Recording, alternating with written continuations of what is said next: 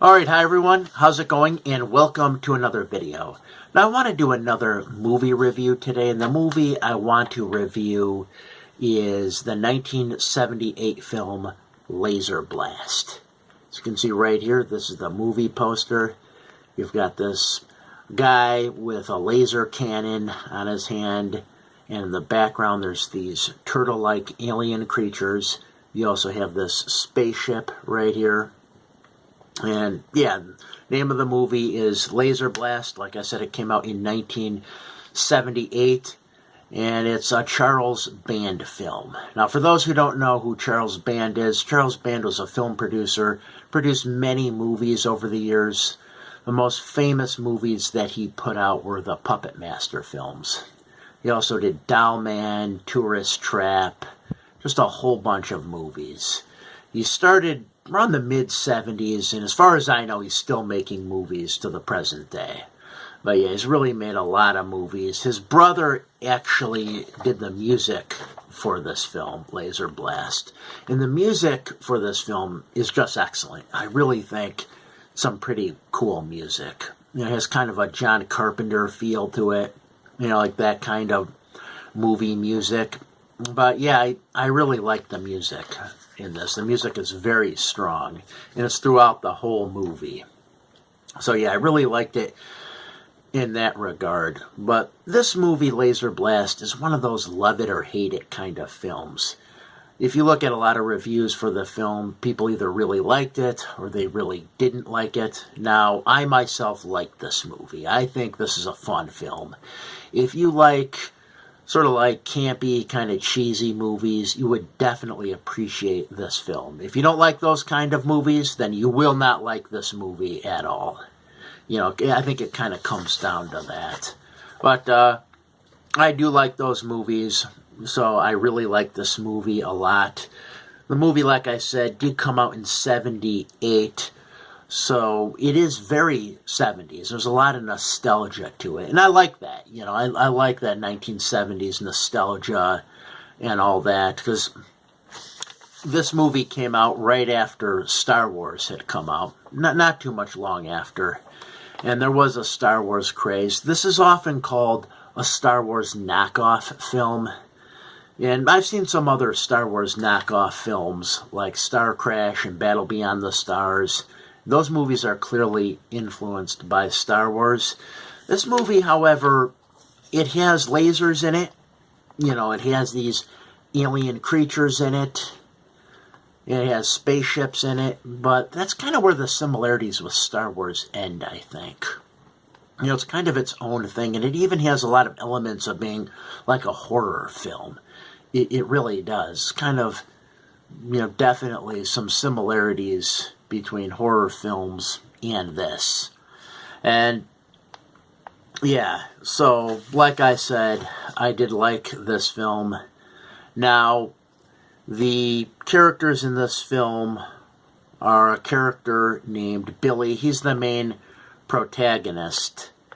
And what happens is it starts out with kind of like a gunfight in the California desert between this green monster-like creature who has a laser cannon in his arm against these two, you know, I would say, you know, two like alien turtle-like creatures. They kind of look like turtles without their shells. In fact, there's kind of a better picture of what the aliens look like in this film. As you can see, they're very turtle-like.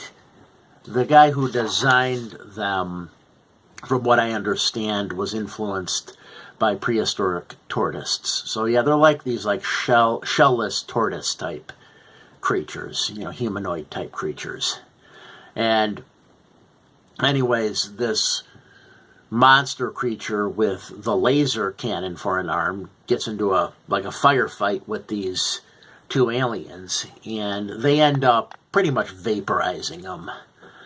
However, they blast off in their spaceship, but they forgot about the laser cannon. So when they're heading back home, they receive a message from their high commander, And, he's talking to them in their language, and they have this strange language. It sounds kind of like, meh, meh.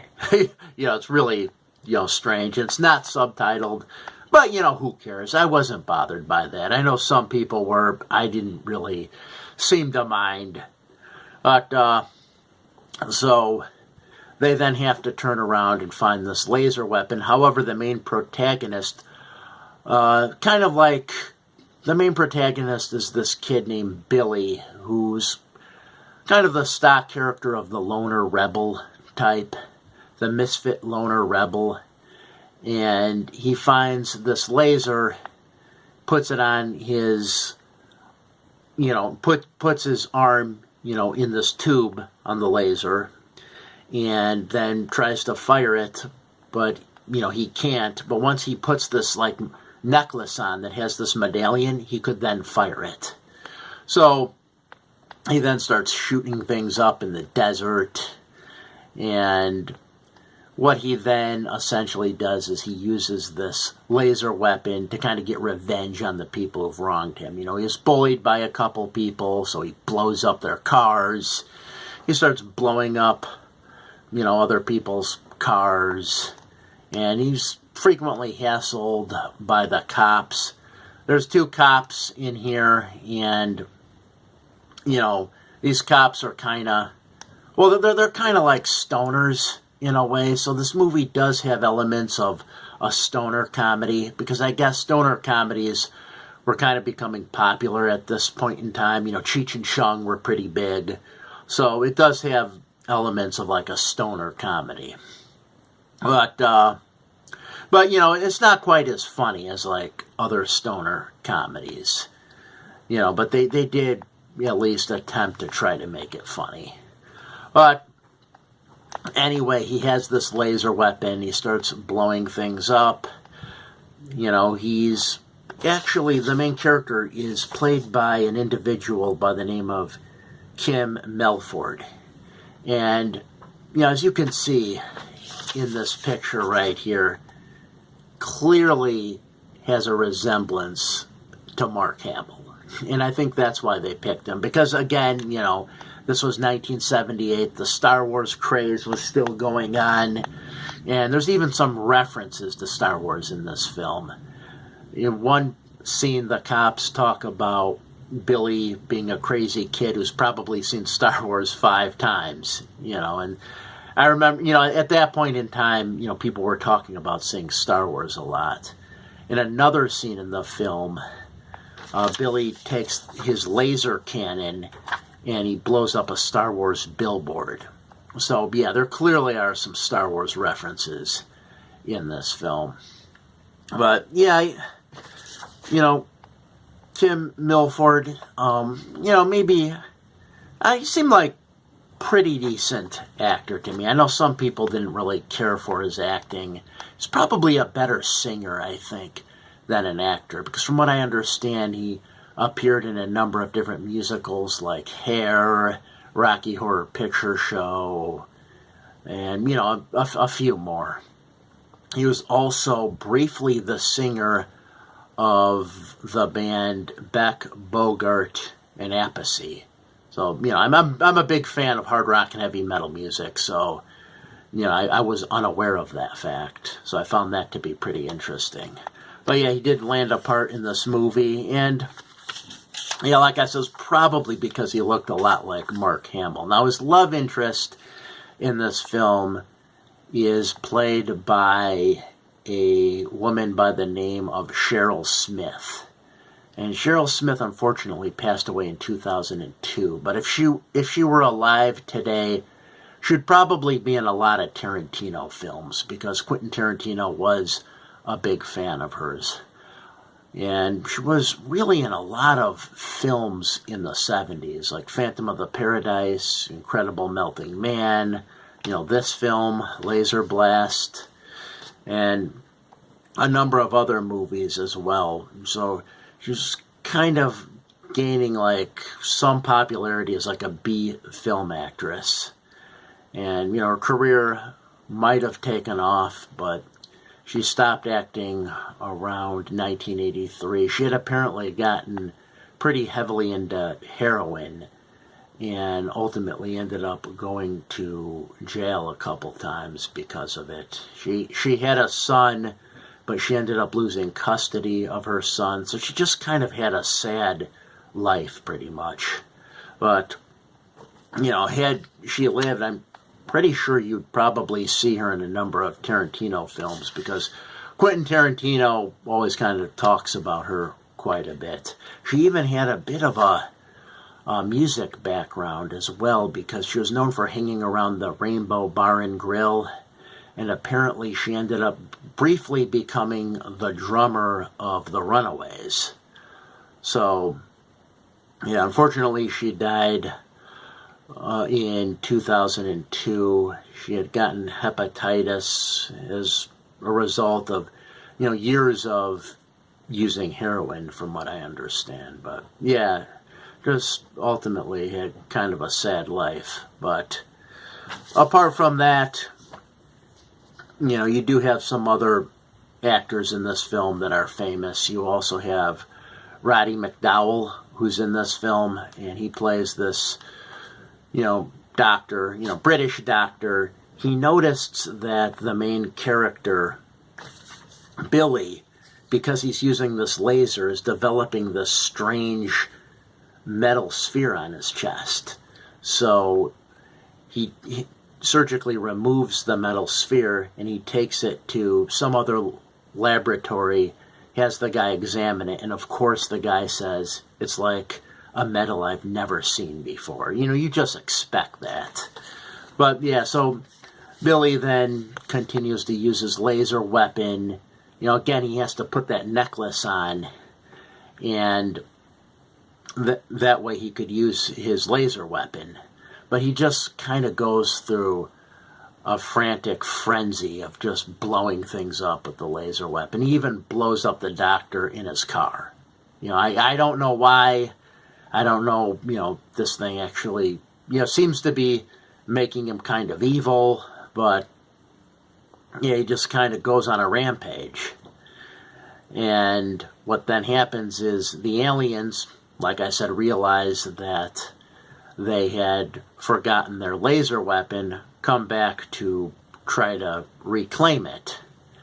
But he still kind of goes on this rampage. He blows up the cars of some people that were bullying him, and then ultimately he goes into the town where he continues to go on this rampage, and one of the aliens apparently zaps him with a laser gun, and he ends up dying. It has a tragic ending. Now there's some questions that are never answered in the film. Because for one, when he puts the necklace on and uses the laser weapon, his skin starts turning green and he starts becoming this monster. They never explain why that is. Also, they never really explain why the aliens are fighting a creature that looks like, Billy with the laser weapon in the beginning of the film. They never really explain that either. And I actually like that they don't explain that. I like that they kind of leave things sort of mysterious in this film. Because my complaint with a lot of modern films is that they kind of spell everything out too many times. They kind of tell you everything that's going to happen. This film kind of keeps things mysterious, and I like that. I like things to be kept all mysterious and esoteric sometimes. And this film definitely does do that. You don't know why these aliens had come to Earth. Maybe they came to Earth and planted that laser weapon as a means of having something to hunt. Maybe they're like predator-type aliens. Or, maybe someone escaped with this laser weapon, brought it to Earth, and now they have to retrieve it. And, they didn't know that this Billy character had found it, and now they have to track him down and get the laser weapon back. So, you don't know. You really don't know. And I like that about this film. Also, these aliens are, and I'll show the picture again, these aliens right here are stop-motion animation. And stop motion animation in this film is pretty good. You know, it's not CGI, but, you know, it does look like real object. It really does. And, you know, from what I understand, they actually did have CGI around this time, because this movie came out in '78, and the first use of CGI was actually in 1976 in the sequel to Westworld, a movie called Future World with Peter Fonda. Apparently that film had some CGI in it, because I guess, you know, they were at that time only like experimenting with CGI at the University of Utah, and that was the first movie to have CGI in it, Future World. So yeah, CGI was around at this time, but still, you know, if you wanted to have creatures in a movie, most people were still, from what I understand, were still using the stop motion kind of stuff a lot of the time. But the stop motion stuff I thought was pretty cool in this movie. I definitely did like it. And all in all, I would say that this is a good film. I definitely liked it. It is very 70s. Yeah, I've heard someone even describe it as the most 70s thing from the 70s. You know, and it definitely is. And, yeah, I do like that nostalgia that it has and all that. It really has a 70s feel to it. But, yeah, you know, definitely did like the film. I do recommend checking it out. You'd find it a lot of places online and whatnot. I think, from what I know, I think it's on YouTube. Or you could buy the DVD and all that. And probably would be worth having in like a collection. But another thing I should mention is this movie was also featured on Mystery Science Theater 3000 as one of their movies. And I think I saw part of that episode, but never the whole thing. But, yeah, you know, like I said, if you like movies like this, you know, B movies, you definitely will enjoy this film. It is a fun movie. So that's all I've got. If you've watched this video, as always, I thank you for watching. Have a good night.